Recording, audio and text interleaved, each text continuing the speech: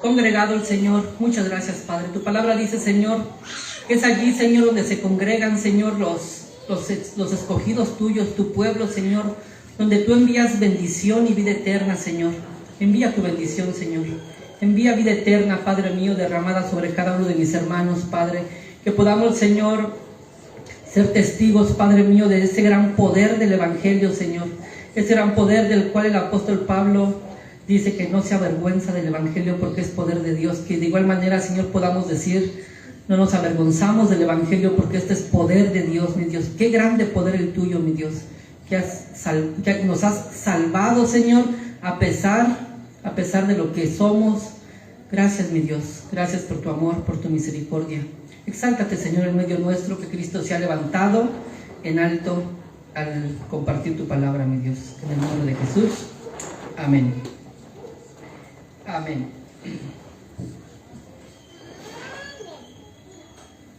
Bueno, hace 8 días, mis hermanos, hablábamos de la sola escritura en conmemoración de este mes, que les decía hace 8 días, este mes me gusta, y se los decía por varias razones, unas porque ya empieza el friecito, otra porque en este mes, hermanos, podemos recordar lo que aquellos hombres usados por Dios, llamados los reformadores, pudieron retomar aquellas doctrinas, hermanos, aquellas verdades que muchas veces vamos olvidando como iglesia. Una de esas verdades, uno de esos pilares a los cuales una vez más la iglesia se fundamenta sobre ellos es sola escritura. Hace 8 días, si recuerdan, veíamos 3 palabritas que les dije, hermanos, con que se memoricen estas 3 palabritas, logré mi objetivo en el mensaje. ¿Las recuerdan? ¿Recuerdan esas 3 palabritas? Que la escritura es inspirada. A ver, hermanos. Que la escritura es inspirada. Todas comienzan con I. Infalible. ¿Y si llamamos inerrante también? 3 palabritas. Inspirada, infalible, inerrante. Y deben de recordar lo que significa cada uno de estos 3 conceptos, mis hermanos. Pues hoy, hermanos, nos vamos a enfocar en sola gracia. Hace 8 días veíamos sola escritura, hoy veremos sola gracia. O como en su momento, cuando la Reforma surgió, ya que el latín era el idioma predominante como hoy el inglés, en latín sería sola gratia, sola gracia o solamente la gracia. Así que, hermanos, vayamos a Efesios capítulo 2. Epístola a los Efesios capítulo 2.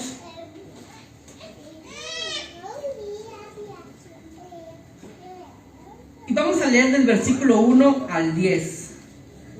Sola gracia, salvos por gracia.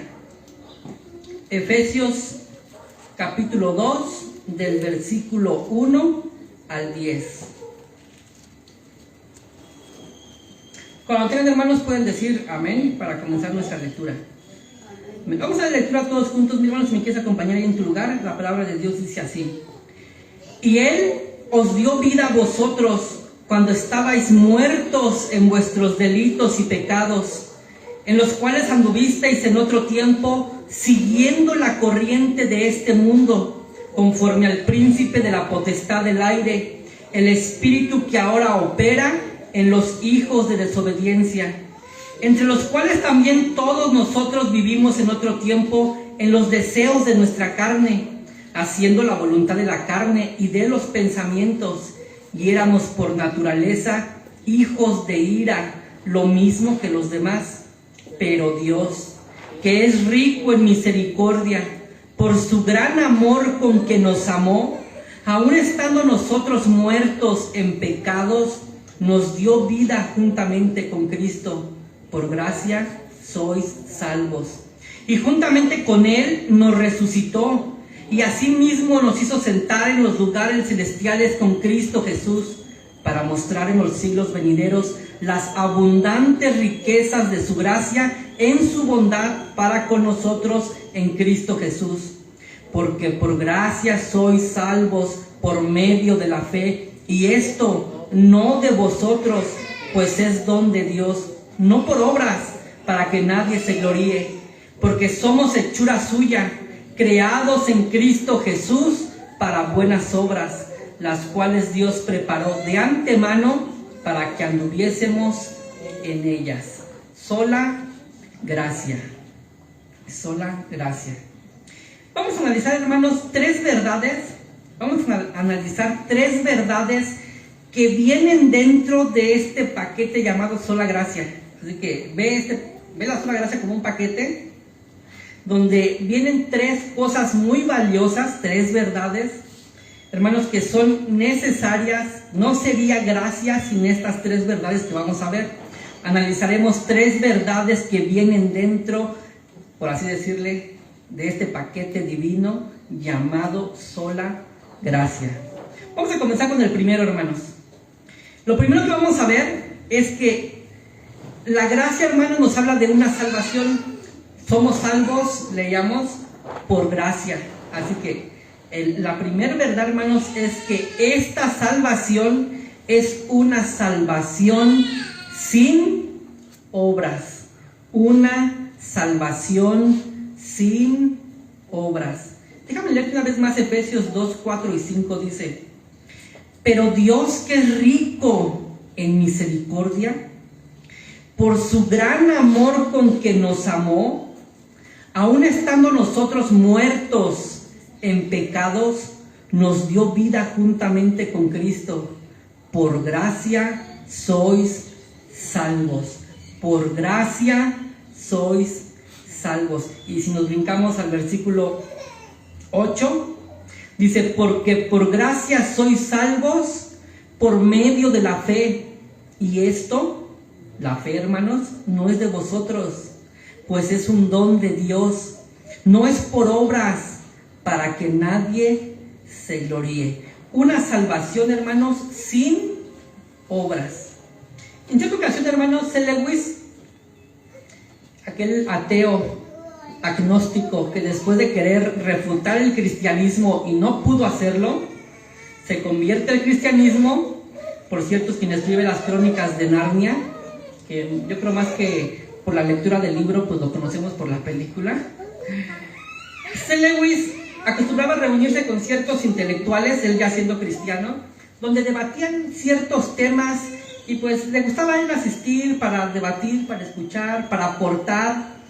En una ocasión llegó y estaban debatiendo, hermanos, o estaban buscando qué hacía al cristianismo diferente de todas las demás religiones.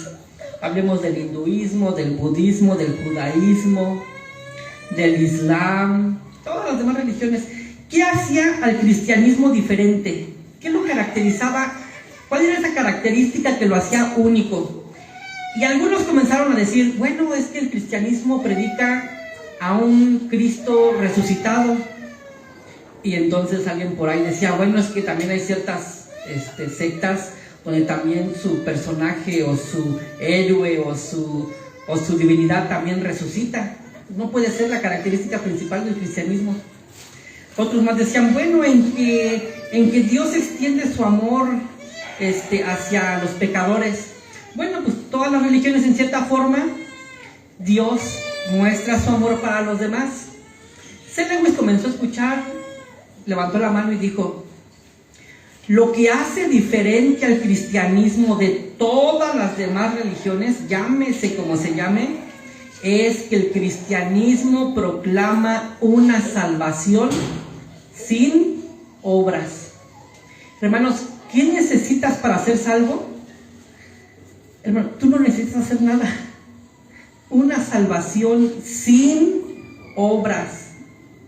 Eso es lo que hace diferente al cristianismo, hermanos. Todas las demás religiones, llámele como usted le quiera llamar, judaísmo. ¿Qué dice el judaísmo? Para ser salvo pues tienes que guardar la ley de Dios.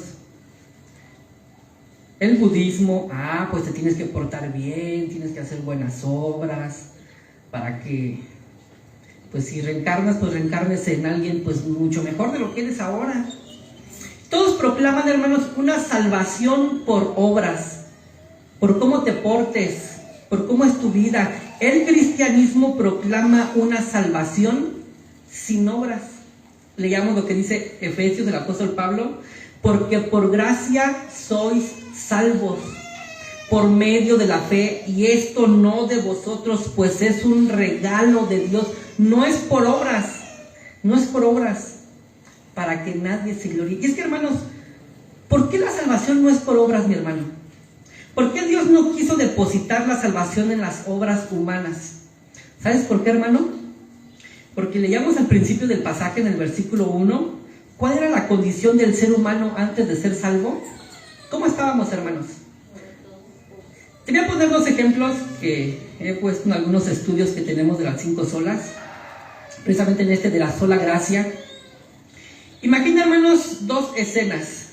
Por un lado, imagínate a un hombre en el mar, ahogándose, ahí pataleando y pidiendo auxilio, y Dios se acerca a un helicóptero y le arroja un salvavidas a aquel hombre y le dice: agárrate del salvavidas si quieres ser salvo.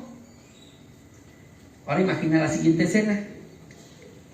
En el mar se encuentra un hombre ahogado, muerto ya, está flotando. Y en un helicóptero llega un hombre quien se arroja al mar. Y por cierto, hermanos, este hombre que se arroja al mar sabe que el que está ahí ahogado es su enemigo, el peor de sus enemigos.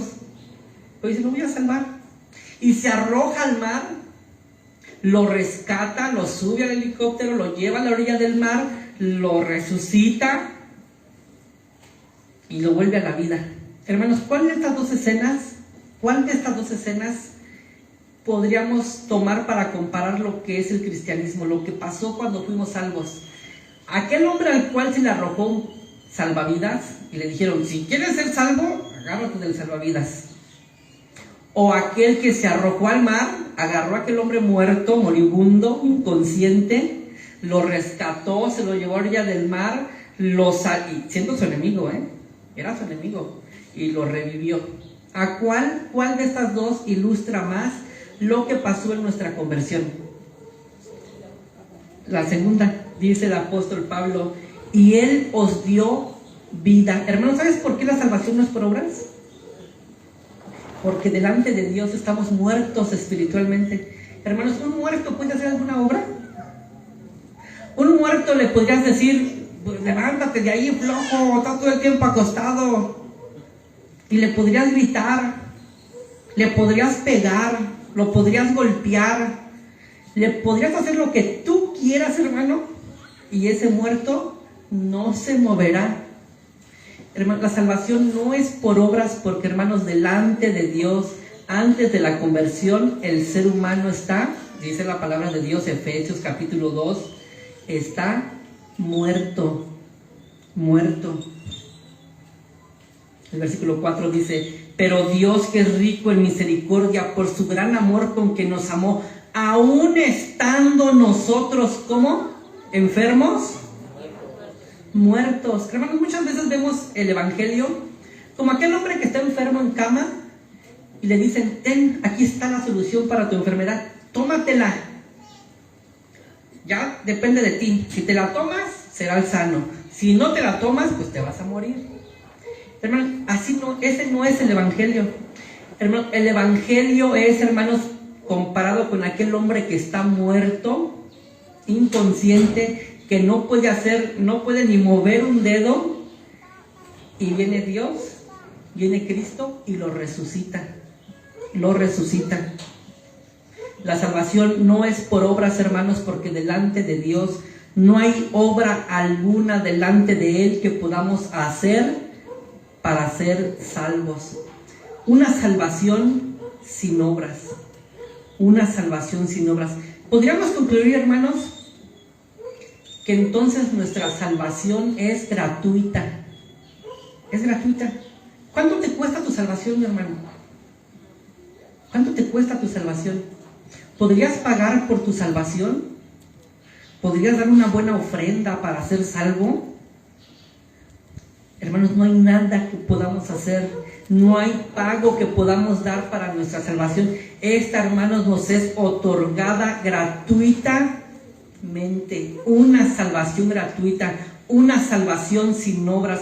La sola gracia, hermanos, me habla de una salvación sin obras. Te pregunto, mi hermano, ¿de verdad crees aún que puedes ser salvo por tus buenas obras? ¿De verdad crees que puedes ser salvo por tus buenas obras? ¿Crees que tus buenas obras pueden pesar más que tu maldad? Y es que muchas veces imaginamos que vamos a llegar delante de Dios y va a haber como una báscula divina donde, a ver, hijo, vamos a empezar. ¿Qué hiciste bueno? Sale. Aquí hiciste algo malo. Bueno, malo, bueno, malo. Y lo que gane, ganó lo bueno. Pásale, hijo. ¿De verdad, hermano, crees que tus buenas obras pueden mover la balanza y darte la entrada al cielo? Hermanos, no hay obra alguna nuestra válida para nuestra salvación. La Biblia dice, hermanos, el profeta Jeremías dice que nuestras buenas obras son como trapos de inmundicia delante de Dios. Así son nuestras buenas obras delante de Dios. No nos pueden salvar. Pero tristemente, hermanos, muchas veces seguimos pensando que mis buenas obras me pueden salvar. Y es que, hermanos, yo lo digo por experiencia personal. Cuando te estás portando bien, ¿no te pasa que como que te sientes más seguro de tu salvación? Como que no, si ahorita el Señor viniera, pues yo creo que sí me voy con Él. No, ahorita estoy portándome bien, le estoy echando ganas. Y cuando le fallas al Señor, no, si viene el Señor, pero ¿en qué estás confiando, mi hermano? ¿En tus obras? Y es que pareciera, hermanos, que a veces confiamos en nuestras obras y pensamos que mi salvación depende de mí. Hermanos, si nuestra salvación dependiera de nosotros, hermano, nadie podría ser salvos. Pero Dios, ¿cómo es Dios, hermanos? Rico en misericordia. Hermanos, piensen en una persona rica, millonaria. Nuestro Dios es rico en misericordia. Por su gran amor con que nos amó, hermanos, aún estando nosotros muertos en delitos y en pecados, siendo sus enemigos, nos dio vida, una salvación sin obras. Claro, hermanos, esto nos pega en el orgullo. Porque entonces decimos, ¿cómo? O sea, ¿yo no puedo hacer nada para ser salvo? Me recuerda aquella ilustración de un caricaturista cristiano llamado Paco Palafox, de un muñequito que le está diciendo a Dios, Señor, perdóname por favor todos mis pecados. Mira, Señor, para que me perdones, me voy a tirar la espalda. Y escucha una voz del cielo que le dice, no es necesario, hijo, yo te perdono. Sí, Señor, está bien, pero mira, Señor, para que me perdones, me voy a poner unos guaraches de nopal, bien, con unas espinotas, y me voy a caminar al cerro, Señor, para que me perdones. Y le dice la voz del cielo, no es necesario, hijo, yo te perdono. Está bien, Señor, mira, Señor, me voy a ir a un lugar lejano, lejos, solitario, sin comer, sin beber agua, para que sufra, para que tú me perdones. Y le dice la voz del cielo, no es necesario, yo te perdono.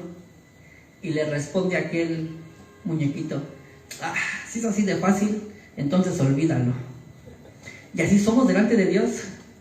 No, Señor, yo quiero hacer algo, que no hay nada que puedas hacer tú. No, Señor, mira, Señor, te prometo que no hay nada que puedas hacer tú. Yo te perdono. Pero como nos pega en el orgullo y nos hace sentir inútiles, nos hace sentir como realmente era nuestra condición, como muertos, muchas veces terminamos diciendo como esta caricatura, si es así de fácil, entonces olvídalo. Salvos sin obras. En segundo lugar, hermanos, hemos visto la primera verdad en este paquete llamado sola gracia. En segundo lugar, una salvación por las obras. Número 1, una salvación sin obras. Número 2, una salvación por las obras, o una salvación por obras. Y no me estoy contradiciendo. Si en la primera verdad vimos que nuestra salvación, hermanos, es sin obras nuestras. No hay nada que puedas hacer para ser salvo. Pero en segundo lugar, hermanos, nuestra salvación es por obras, pero no por las tuyas, ni por las mías. ¿Sabes por las obras de quién? De Cristo. Nuestras hermanos, como dice el pastor Sugel Mitchell, no, hermanos, no se equivoquen. La salvación sí es por obras, pero no son por las tuyas ni por las mías. Son por las obras de Cristo. Somos salvos, hermanos, por las obras de Cristo. Notemos, hermanos, en versículos 6 y 7, cómo todo lo que somos en Cristo, o todo lo que somos en Dios, es gracias a Cristo, dice el versículo 6 y 7. Y juntamente con Él, ¿quién es Él? Cristo. Y juntamente con Cristo nos resucitó. O sea, ya que Cristo resucitó, hermanos, nosotros también hemos resucitado espiritualmente. Y asimismo nos hizo sentar en los lugares celestiales, ¿con quién? Con Cristo Jesús, para mostrar en los siglos venideros las abundantes riquezas de su gracia en su bondad para con nosotros. Otra vez, ¿en quién? En Cristo Jesús. Y así, hermanos, si seguimos todo lo que somos en Dios, no es por las obras nuestras. ¿Sabes por quién es? Por Cristo. Dice el versículo 16, si nos brincamos hasta el versículo 16 del capítulo 2. Y mediante la cruz reconciliar con Dios a ambos en un solo cuerpo, matando en ella las enemistades. ¿Mediante qué, hermanos, fuimos reconciliados? Mediante la cruz. ¿La cruz de quién? De Cristo. Hermanos, todo lo que somos para Dios después de nuestra conversión, todo es gracias a Cristo. Una salvación, hermanos, por las obras de Cristo. Hermanos, en el corazón del Evangelio hay dos cosas muy importantes. Así como el corazón, ¿cuántas venas importantes tiene el corazón? ¿Alguien sabe? ¿Hay alguien que está haciendo aquí para doctor? Dicen que hay dos arterias muy importantes, ¿no? Dos arterias en el corazón. Así como el corazón tiene dos arterias, hermanos, el Evangelio tiene dos arterias llamadas, hermanos, la doble imputación. Doble imputación. Es una palabrita un poco complicada. Doble imputación. Pero sí la conocemos. ¿Cómo se le dice cuando tienen que cortarle un pie o un brazo a una persona? Amputar, ¿no? Es que le van a amputar el brazo, le van a amputar la pierna. Lo contrario de amputar, que es quitar, lo contrario es imputar. Amputar es quitar, imputar es poner. Hermanos, el Evangelio, hermanos, nos habla de una doble imputación. Por un lado, hermanos, nuestro pecado, nuestra maldad, le fue imputada a Cristo. Le fue injertada a Cristo. Él la tomó. Él llevó nuestros pecados. Y por el otro lado, hermanos, la vida santa y perfecta de Cristo nos fue imputada a nosotros. Por eso es una doble imputación. Por un lado, Cristo tomó nuestra maldad, tomó nuestro pecado, lo llevó sobre Él para pagar el precio por nuestros pecados. Y toda esa vida perfecta que Él vivió, hermanos, de la cuna a la tumba, una vida perfecta, en total obediencia a Dios, nos la dio a nosotros. Fue un intercambio de vidas. De esta manera, hermanos, es que nuestra salvación es por las obras de Cristo. Sí, hermanos, para ser salvos requerimos vivir como Dios manda. Para ser salvos requerimos vivir como Dios manda. ¿Y sabes cómo Dios manda que vivamos? Perfectos. Que sean perfectos como vuestro Padre que está en los cielos es perfecto. ¿Alguien de aquí es perfecto? O que por lo menos le llegue ahí un poquito. O sea, el estándar de Dios es perfección. ¿Quieres ser salvo? Sé perfecto. ¿Quieres ser salvo? Sé perfecto. Nadie puede ser perfecto, hermanos. Solo Cristo. Cristo fue perfecto. Cristo fue perfecto de la cuna a la tumba. ¿Y sabes para qué fue perfecto? Para regalarte esa vida a ti. Para darte la tuya. Aquí está mi vida, te la doy a ti. Y tú dame la tuya. Tu vida imperfecta, pecaminosa, enemigo de Dios, que no ama su ley, no ama su palabra. Y yo voy a morir como si yo fuera tú. Y tú vas a vivir eternamente como si tú fueras yo. Una doble imputación, hermanos. Ese es el Evangelio. El Evangelio me habla, hermanos, de que Cristo, hermanos, vino a vivir la vida que tú y yo no podemos vivir. Para después, hermanos, morir la muerte que tú y yo merecemos morir. Pero no se quedó allí. Murió y resucitó. Y al resucitar, hermanos, nos entregó y nos regaló su vida. Digo, aquí está. Todo lo que yo gané. Hermanos, la Iglesia Católica Romana cree que Cristo y los santos, María y muchos santos, vivieron de tal manera tan perfecta, hermanos, que acumularon una gran cantidad de buenas obras. Eso creen los católicos romanos. Entonces, ellos fueron salvos y hasta les sobró. Sí, pasaste y hasta te sobró, mira. Entonces, ellos creen que hay un tesoro, como un banco celestial, donde están todas las buenas obras y las dádivas de todos esos santos, esperando a que alguien diga, yo quiero un poquito de esa dádiva. Y de allí, hermanos, la invocación a santos, a Cristo, o sea, porque todos ellos me pueden dar de sus méritos. Nosotros no creemos eso. La Biblia no proclama eso. La Biblia dice que no hay justo ni aún uno, no hay quien haga lo bueno, y ahí está incluido todos los seres humanos. Solo uno, hermanos, solo uno adquirió mucha riqueza en mérito y acumuló una gran cantidad de buenas obras para regalar. ¿Sabes quién es? Jesucristo. Él sí adquirió y tiene un tesoro enorme de buenas obras que nos las regala a nosotros. Es más, no nos regala parte de sus buenas obras, nos regala toda su vida. Ahí está mi vida. Una salvación sin obras nuestras, pero también la sola gracia me habla de una salvación por las obras de Cristo.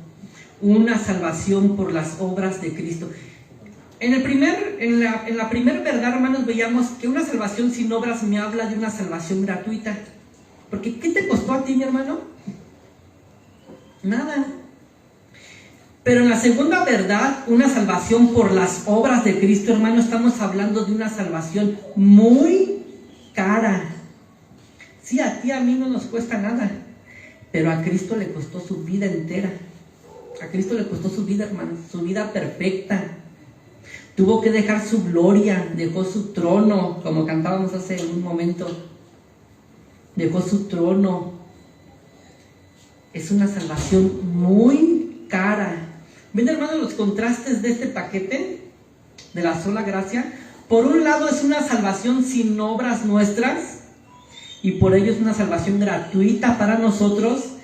Pero por el otro lado, hermanos, es una salvación por las obras de Cristo, y esto implica una salvación muy cara, muy cara. Le costó la vida a Cristo. Y hay, hermanos, que hay algunos pasajes de la Biblia que a veces los entendemos literalmente. Dice que la sangre de Jesucristo, ¿recuerdan?, nos limpia de todo pecado. Y muchas veces imaginamos la sangre de Cristo. La sangre, esa que corre por las venas. Esa sangre me limpia. Hermano, lo que el autor está diciendo, hermanos, ¿dónde está la vida? ¿Recuerdan lo que dice la Biblia en Deuteronomio? Que la vida del hombre está ¿en dónde? En la sangre. En otras palabras, lo que el autor o lo que Juan nos está diciendo es que la vida de Cristo, ¿qué, hermanos?, nos limpia de todo pecado. O sea, no solamente esa sangre que goteó y yo con una gotita, Señor, de tu sangre. Bueno, y ahí está toda una doctrina de cubrirse con la sangre de Cristo. Y bueno, total, no hablaré de eso ahora. Hermanos, la vida de Cristo nos limpia de todo pecado, su vida completa, mi hermano. Hermanos, si Cristo solo tuviera que haber venido a morir por nosotros, no hubiera vivido 33 años. Solamente hubiera aparecido ya de repente de joven. ¿Y este quién es? ¿Quién sabe? Hubiera muerto y listo. No, hermano, él tenía que vivir una vida perfecta, guardando todos los mandamientos de Dios. Y lo hizo, hermanos. Nunca pecó. O sea, ¿puedes creerlo, hermanos? Nunca pecó. Nunca pecó nuestro Señor. Aun cuando fue tentado, dice la Biblia que fue tentado en todo fue tentado, pero nunca pecó. Y no pecó para otorgarte esa vida santa, sin mancha y sin pecado. Una salvación sin obras, una salvación por las obras de Cristo. Pero en tercer lugar, hermanos, y por último, lo que también incluye la sola gracia, hermanos, es una salvación para buenas obras. Repito, número 1, una salvación sin obras. Una salvación, número 2, por las obras de Cristo. Y número 3, una salvación para buenas obras. Leamos el versículo 10 del capítulo 2 que leíamos al inicio. Porque somos hechura suya, creados en Cristo Jesús. ¿Para qué? Para buenas obras, las cuales Dios preparó de antemano para que anduviésemos en ellas. Salvos sin obras, salvos por las obras de Cristo y salvos para buenas obras. ¿Sabes para qué nos salvó el Señor, mi hermano? Para que hagamos buenas obras. Pero ya nuestras buenas obras no son para ser salvos. Ay, voy a portarme bien para que Dios me acepte delante de... No, hermano, tú ya eres aceptado delante de Dios, gracias a Cristo. Pero ahora que tú eres salvo, ¿sabes qué te pide Dios? Que hagas buenas obras. Ya no para ser salvo. Ay, voy a hacer esto para ser salvo, para irme al cielo. No, hermano, no había obra que tú pudieras hacer para ser salvo. Dios te salvó para que hagas buenas obras. Para que hagas buenas obras. Hay una frase que se ha entendido mal, que dice, salvo siempre salvo. ¿Sí la han escuchado? ¿No? Dicen, salvo siempre salvo. O sea, si Dios me salvó, pues ya voy a ser siempre salvo. Pero se ha malentendido. O sea, entiendo lo que la frase quiere decir, pero se ha malentendido porque se cree y se piensa, bueno, pues si ya soy salvo y no soy salvo por obras, pues entonces me puedo portar como yo quiera. Me porto mal, peco, alguien que, hermano, no es por obras. Oye, hermano, es que eso que estás haciendo está mal, mi hermano. No es por obras, mi hermano, no es por obras. Así que no me juzgues, no es por obras. Es que, hermanos, fuimos salvos para buenas obras. La evidencia de una persona salva, ¿sabes cuál es? Sus buenas obras. La evidencia de una persona salva es sus buenas obras. Una vez más el versículo 10 del capítulo 2 dice, porque somos hechura suya, creados en Cristo Jesús para buenas obras, las cuales Dios preparó de antemano para que anduviésemos en ellas. En otras palabras, hermanos, las buenas obras de un cristiano, al final, ni siquiera son sus obras. ¿Quién ya tenía preparadas esas buenas obras? Dios. Que fuimos salvos para buenas obras, las cuales Dios preparó de antemano. Y dijo, estas buenas obras van a ser mis hijos. Fuimos salvos, hermanos, sin obras nuestras. Fuimos salvos por las obras de Cristo y fuimos salvos para buenas obras. La evidencia de que una persona es salva son sus buenas obras. Ya no son estas para ser salvo, son el resultado de su salvación.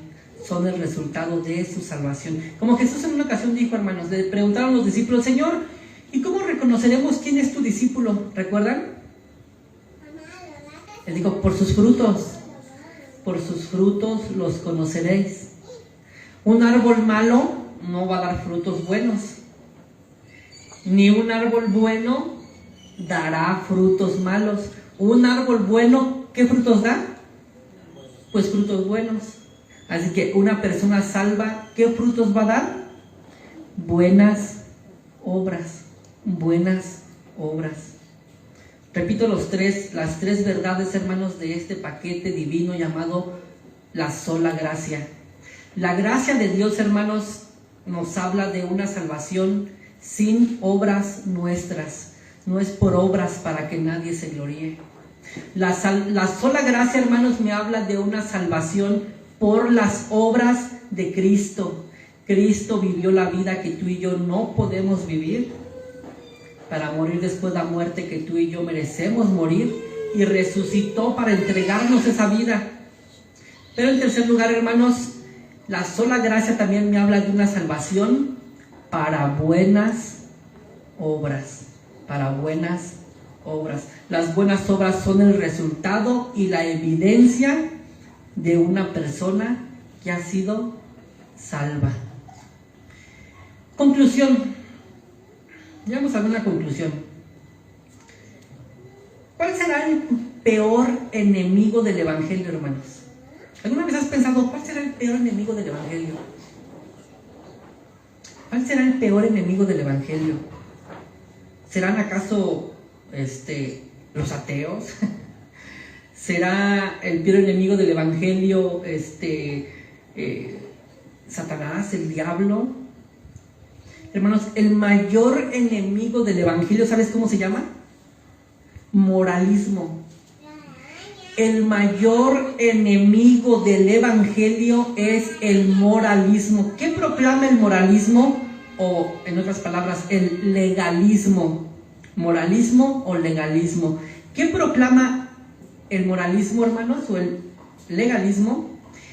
Mientras el Evangelio pone toda su confianza con respecto a su salvación en la obra de Cristo, mientras el Evangelio te invita, te ordena a poner toda tu confianza en la obra de Cristo, en su vida, muerte y resurrección, mientras el Evangelio te ordena poner toda tu confianza en la obra de Cristo, el moralismo o el legalismo te invita a que pongas parte de tu confianza, si no es que toda, en tus buenas obras.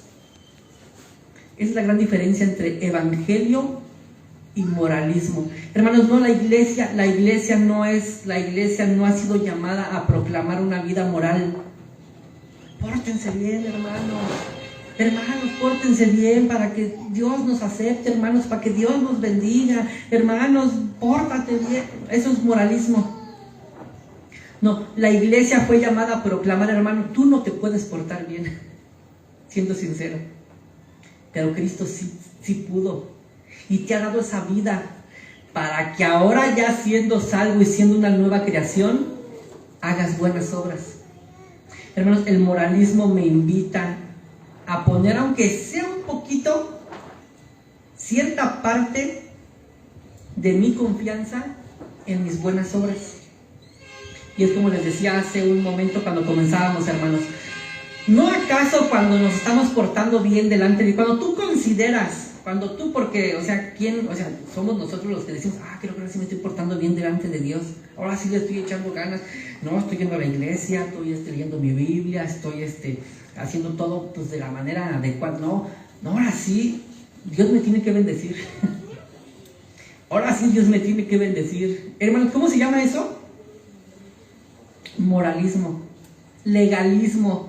Como me estoy portando bien, pues el Señor tiene que bendecirme, y si me muero, pues me tiene que dejar entrar al cielo. Ese es el peor enemigo del Evangelio, hermanos. Qué triste será, hermanos, para aquellas gentes que depositaron su confianza en sus buenas obras y que lleguen allá delante de Dios y que les diga Dios, todas tus buenas obras son trapos de inmundicia delante de mí. No te alcanzan para ser salvo. Pero qué hermoso será, hermanos, estar delante del Señor, reconociendo tus faltas, tus pecados, tus culpas, pero diciendo, yo he depositado toda mi fe y toda mi confianza en mi Señor, en mi Salvador, y Él murió por mí, y eso me da la confianza de que yo soy salvo. No son mis obras, No son mis obras, son las obras de Cristo. Son las obras de Cristo. Hermanos, Dios nos ayude a proclamar como cristianos y como iglesia. Por lo menos hemos visto el domingo pasado y dos grandes verdades que podemos recordar en este mes de octubre, mes de la Reforma, 31 de octubre. Recuerden, 31 de octubre se conmemora el día de la Reforma protestante. Dios nos ayude a proclamar como cristianos, hermanos, y como iglesia. Número 1, sola Escritura. La Escritura es nuestra máxima autoridad. No es ningún hombre, no es el apóstol, no es el profeta, no es el pastor, no es nuestra máxima autoridad, hermanos, es la Escritura. Y número 2, Dios nos ayuda a proclamar como cristianos y como iglesia la sola gracia. Somos salvos, hermanos, no por nuestras obras, sino por las obras de Cristo, por las obras de Cristo, y he sido salvo para buenas obras. Hermano, ¿confías realmente en las obras de Cristo? ¿Confías realmente en ese sacrificio de nuestro Señor por ti? ¿O sigues guardando cierta parte de tu confianza para depositarla en ti? Dios nos ayude, hermanos, a depositar toda nuestra confianza solo en Cristo. ¿Qué es creer en Cristo? Termino. ¿Qué es creer en Cristo? Dejar de creer en ti. ¿Qué es creer en Cristo? Dejar de creer en ti y abrazar, hermanos, con todas tus fuerzas a Cristo y decir: Señor, yo confío en ti. Ya no confío en mí, yo confío en ti. Inclina tu cabeza, mi hermano, y vamos a Dios en oración. Señor, gracias, Padre, por